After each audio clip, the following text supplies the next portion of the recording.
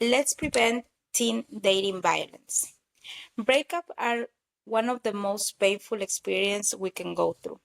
Forgetting the person that we love the most is never easy, especially when we are teenagers. Who hasn't been through this? You feel like your life is over, the feeling is so strong, and the pain is real. The idea of losing your partner is unbearable, and you don't understand how you're gonna get over that feeling. Now that we are adults, we can look back and laugh about it. But there are some people that can not look back and laugh about it because they were victims of teen dating violence. During adolescence, we experience strong emotions. We're extremely happy or extremely sad. This is because our brain is not fully developed. This issue of violence among teenagers, it's very important.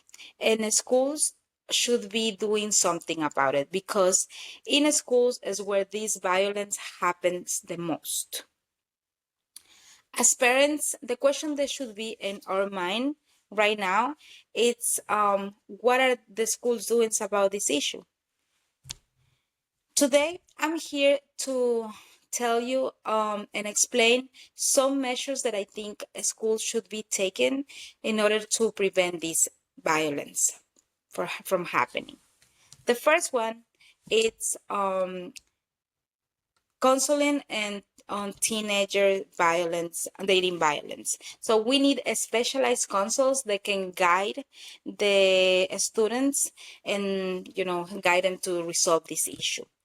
Mandatory violence prevention seminars for students and for parents are very important because information is key. Sometimes teenagers don't even know what's happening to them.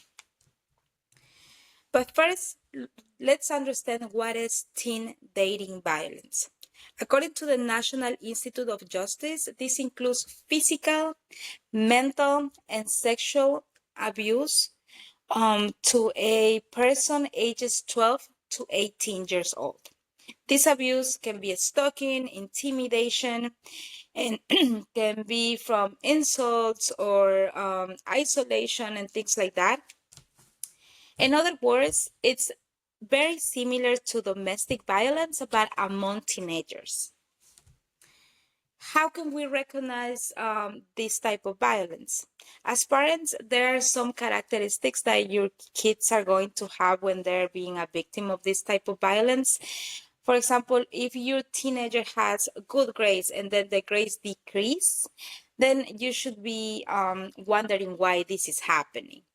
If they have a boyfriend or a girlfriend who's calling nonstop or showing unannounced and things like that, you should be looking into that relationship and asking your teenager what's happening.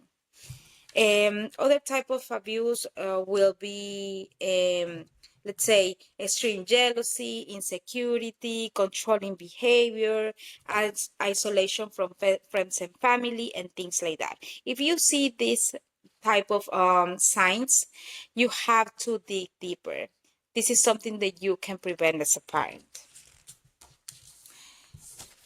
What are schools doing about this issue? As I mentioned, schools is where this violence happen the most. Some schools are taking measures right now, and they have programs, and they have classes, and they have different resources that they're using, but it's not enough.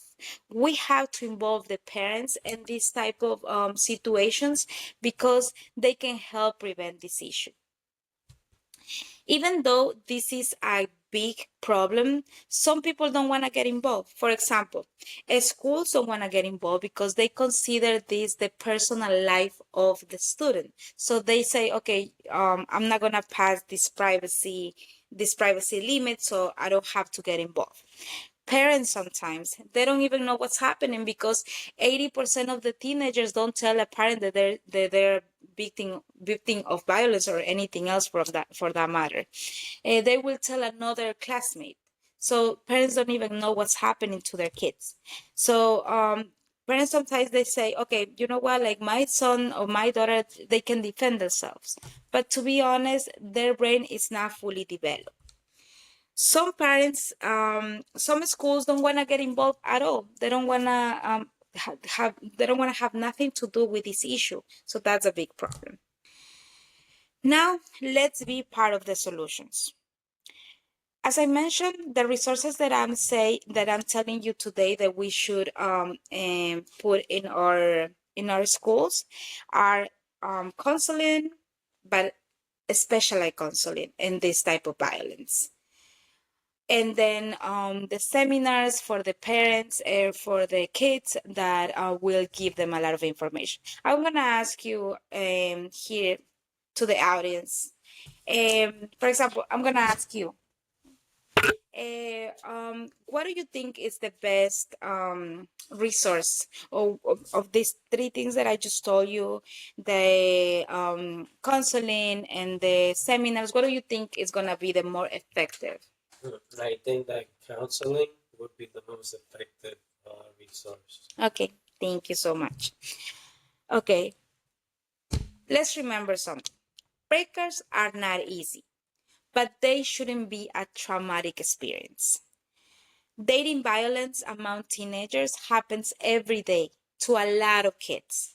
So we have to work together as schools, as parents, to help them, to guide them, prevent this problem.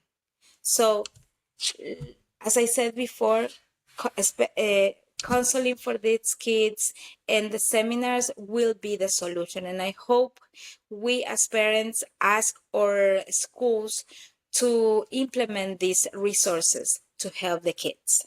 Let's break the circle of violence. Thank you very much.